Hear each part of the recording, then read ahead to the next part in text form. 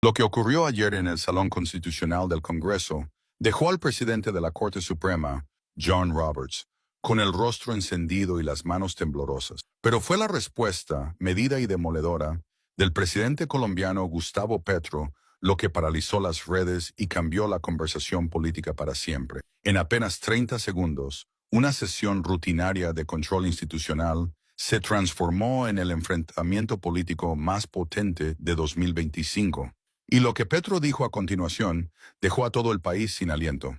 Antes de entrar en esta historia extraordinaria, dale me gusta si estás listo para ver cómo un presidente latinoamericano desafió a uno de los símbolos más poderosos de la justicia tradicional. Y suscríbete, porque lo que vas a escuchar después de esto no se parece a nada que hayas visto en política. El recinto del Congreso colombiano, conocido por su solemnidad republicana, su lenguaje jurídico y los discursos técnicos, explotó en tensión cuando el presidente de la Corte Suprema, John Roberts, hizo lo impensable. Gritó. No alzó la voz. Gritó. En plena transmisión en vivo, apuntó su ira contra el presidente Petro, rompiendo todo protocolo y dejando que las cámaras captaran cómo su rostro pasaba del blanco al rojo violáceo. Gustavo Petro, sin embargo, ni se inmutó. El ex senador, exalcalde de Bogotá y hoy presidente, mantuvo su compostura como si la escena no lo tocara. Y fue precisamente esa templanza lo que hizo de ese momento algo histórico. Su respuesta fue tan quirúrgica, tan gélida y tan contundente que en minutos, Petro responde, era tendencia en toda América Latina, mientras Roberts se aferraba a una reputación que se deshacía frente al mundo. Esto no fue simplemente un roce político, fue el día en que la vieja Guardia Judicial se encontró de frente con un líder reformista que ya no está dispuesto a tolerar el doble rasero de quienes imponen justicia sin rendir cuentas. Y lo que vas a ver ahora te mostrará por qué figuras como Gustavo Petro incomodan tanto al poder establecido. Para entender el impacto de este choque, primero hay que conocer a sus protagonistas. John Roberts, con 70 años, lleva casi 2 décadas en la cima del sistema judicial estadounidense. Nombrado por George W. Bush en 2005, ha construido una imagen de árbitro institucional y moderado, pero ha estado al frente de decisiones altamente polémicas. Debilitó la ley de derecho al voto, permitió la injerencia masiva del dinero corporativo en política y ha guardado silencio mientras la Corte Suprema se convertía en una entidad profundamente polarizada. Detrás de su cabello perfectamente peinado y su tono mesurado, hay un conservador que representa lo más arraigado del poder tradicional, hombre blanco, educado en Harvard, defensor del status quo y convencido de su superioridad institucional. Para muchos es más político que juez. Frente a él está Gustavo Petro, y no podría ser más distinto. A sus 64 años, el presidente colombiano no proviene de ninguna élite académica estadounidense, ni representa los intereses de los poderosos. Es economista egresado de la Universidad Externado, criado en Zipaquirá y formado políticamente en la lucha social. Fue guerrillero del M-19, luego congresista combativo, y finalmente llegó a la presidencia en 2022, impulsado por una promesa de justicia social, equidad y rendición de cuentas. Su trayectoria lo hace temido por los sectores más conservadores. Petro no acepta las reglas no escritas del poder. Dice lo que piensa, aunque incomode. Habla de la justicia climática, del impuesto a la riqueza, de la necesidad de repensar el modelo económico, y lo hace con una mezcla de análisis técnico y pasión militante. Sus discursos no son actos de protocolo, son diagnósticos quirúrgicos y advertencias políticas. Y eso fue lo que llevó a este enfrentamiento. La Corte Suprema de REUU acababa de fallar en contra de las protecciones federales para los derechos reproductivos de menores, en un dictamen que Petro consideró inhumano y regresivo. Roberts, quien redactó la decisión, justificó el fallo con un lenguaje que Petro calificó de insensible y moralmente desalineado con el sufrimiento humano.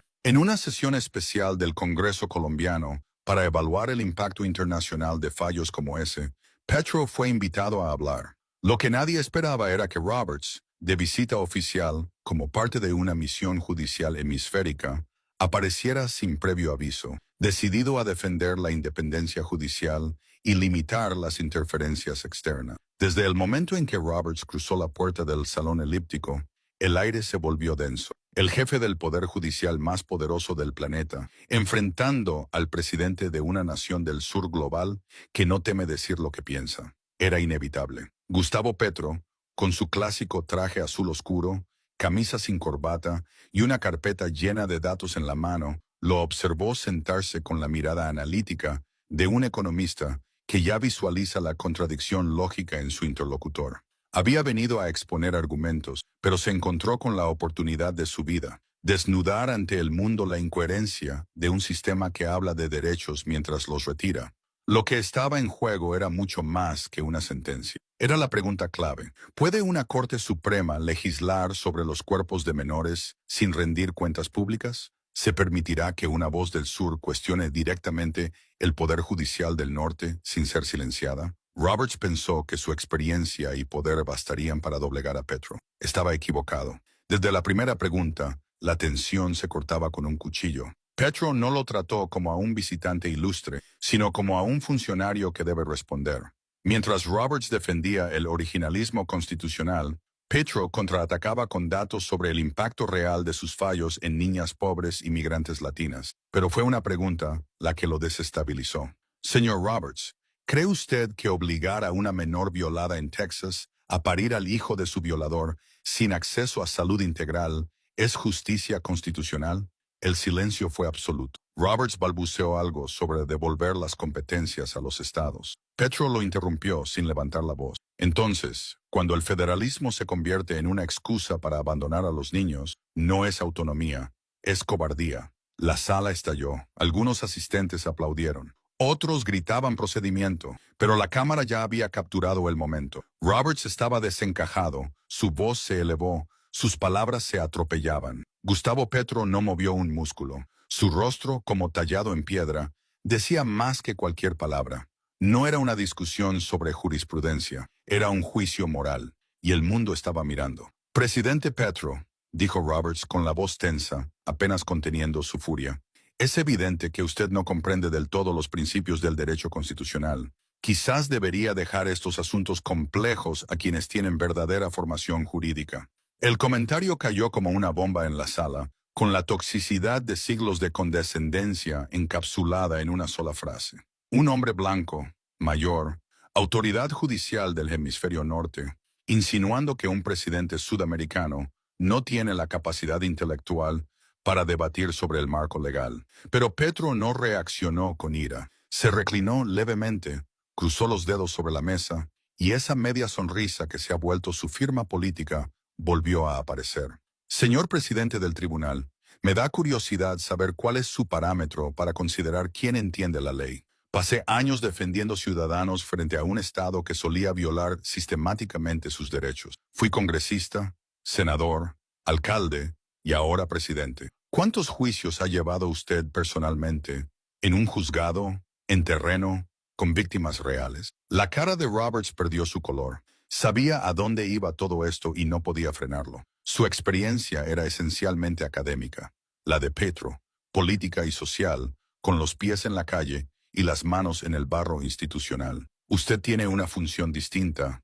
continuó Petro. Eso no lo dudo, pero experiencia es otra cosa. Roberts tragó saliva. Petro no necesitaba levantar la voz. La verdad ya era suficiente. Volvamos a lo importante.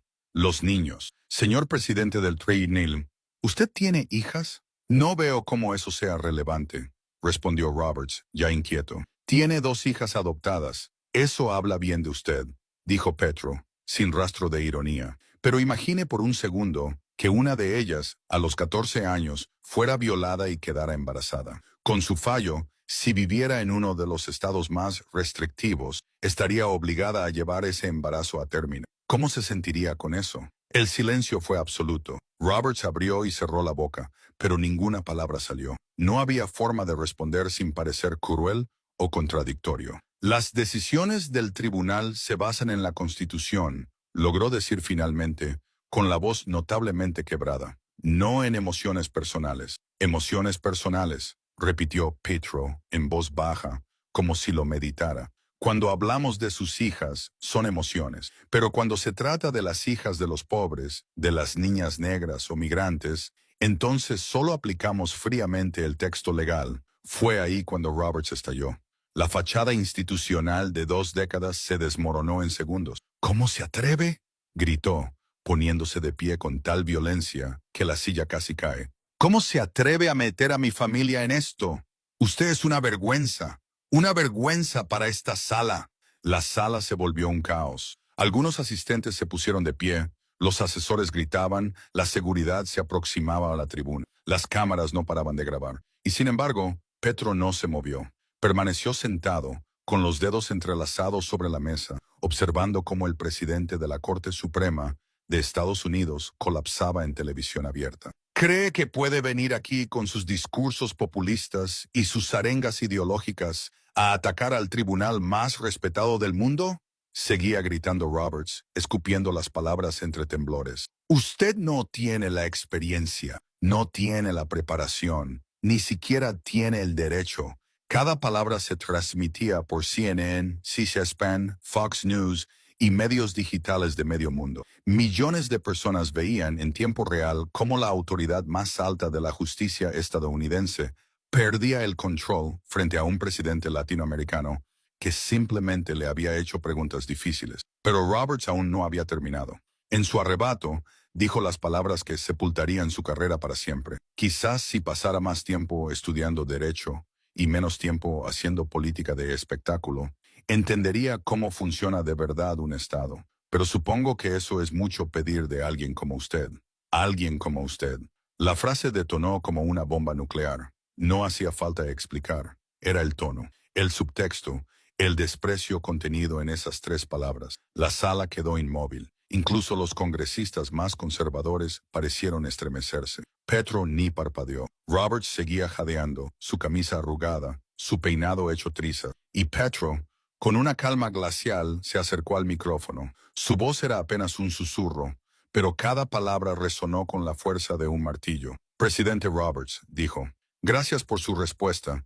Acaba de demostrar cada punto que vine a exponer. Roberts intentó replicar, pero Petro prosiguió con la misma serenidad quirúrgica. Durante 20 minutos le hice preguntas concretas sobre el impacto real de sus decisiones, preguntas que cualquier abogado decente haría, preguntas que cualquier ciudadano informado debería poder hacerle a un funcionario público. Hizo una pausa. El silencio era ensordecedor. Y su respuesta fue gritarme, poner en duda mi capacidad intelectual y sugerir que alguien como yo no debería estar en esta sala. Acaba usted de justificar por qué millones de personas han perdido la fe en instituciones como la suya. Roberts abrió la boca, pero Petro lo detuvo con otra frase que lo perforó como un bisturí. Cuando se le preguntó sobre el sufrimiento de niñas reales, reaccionó con furia.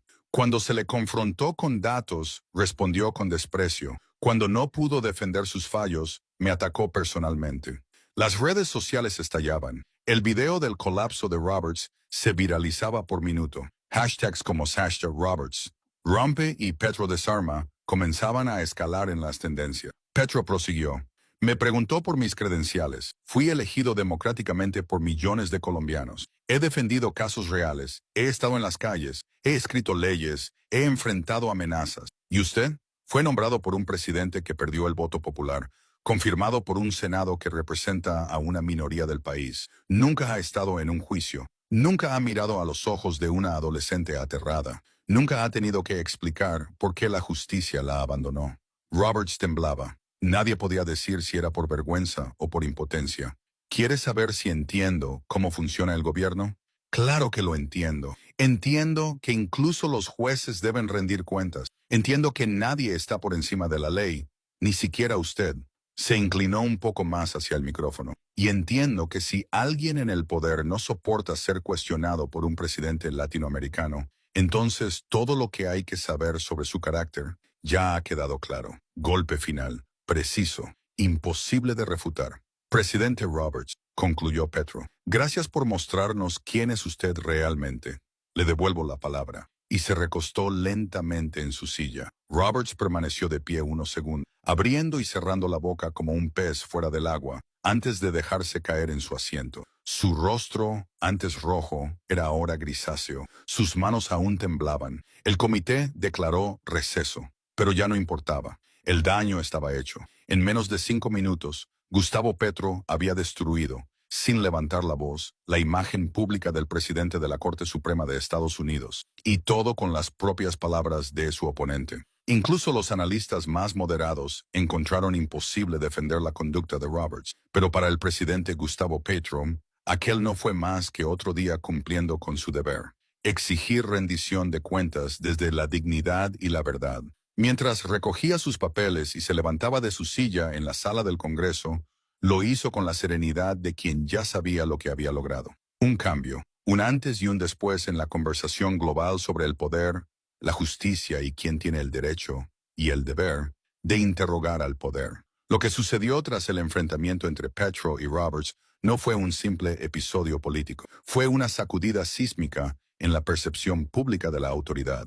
A los 30 minutos de terminar la audiencia, las redes sociales estallaban. El hashtag #PetroVsRoberts acumuló millones de menciones. El video de Roberts gritando "Alguien como usted" fue compartido en todas las plataformas, traducido a decenas de idiomas, y se convirtió en el fragmento institucional más visto de la historia reciente. Pero más allá de las cifras, fue el contenido de las reacciones lo que marcó la diferencia. Líderes de izquierda celebraban la templanza y el valor del presidente colombiano. Activistas, académicos y ciudadanos comunes agradecían a Petro por haber hecho lo que muchos temían: confrontar al poder judicial estadounidense con hechos y humanidad.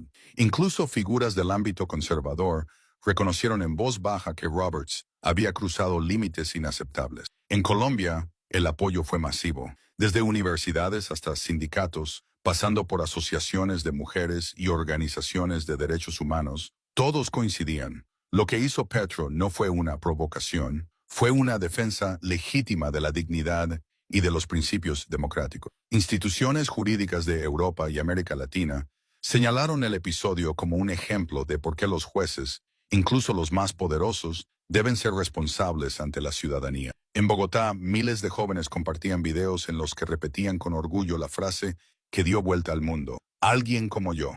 Ese "alguien como yo" se convirtió en el grito de miles que se sintieron alguna vez marginados por el poder: mujeres, indígenas, jóvenes, trabajadores, estudiantes, migrantes. En redes sociales, en mítines, en universidades y hasta en empresas, surgieron réplicas del momento como símbolo de liderazgo ético frente al abuso institucional. Petro, sin proponérselo, había devuelto la dignidad a millones que no se sentían representados. La Corte Suprema de Estados Unidos quedó marcada. Varias universidades estadounidenses comenzaron a usar el colapso de Roberts como un caso de estudio sobre temperamento judicial y sesgo institucional. Académicos del derecho y la ética coincidían: lo que estaba en juego no era solo un arrebato, era la credibilidad entera del sistema judicial. Y mientras las presiones por la renuncia de Roberts crecían dentro y fuera de su país, el liderazgo internacional de Petro se fortalecía. No por arrogancia, sino por lo que representaba: un dirigente que no se arrodilla ante la autoridad simbólica cuando está en juego la justicia real. Su postura no era de confrontación gratuita, era de responsabilidad, de saber que en democracia no hay cargo que esté por encima del pueblo. En rueda de prensa, Petro resumió todo con una frase simple, pero devastadora: "No vine a humillar a nadie, vine a recordarle al mundo que incluso los jueces supremos deben responder cuando sus decisiones condenan a los más vulnerables". Las consecuencias no tardaron. Organizaciones de derechos civiles presentaron mociones para recusar a Roberts en casos sensibles. Grupos legislativos retomaron el debate sobre limitar el mandato vitalicio de jueces supremos. En Colombia, la imagen del presidente alcanzó niveles históricos de aprobación, incluso entre sectores críticos. Y en América Latina, muchos vieron en su intervención un ejemplo de cómo los líderes del sur también pueden marcar la agenda moral del norte. A 6 meses del incidente, mientras los ecos del enfrentamiento aún resuenan en todo el mundo, la lección era clara: ningún poder es demasiado alto para ser cuestionado, y ningún ciudadano es demasiado pequeño para alzar la voz. Porque eso es lo que hacen los verdaderos líderes: se presentan, preguntan, no se retiran, y cuando alguien como Gustavo Petro se atreve a hablar con la verdad ante el poder, ya nada vuelve a ser igual.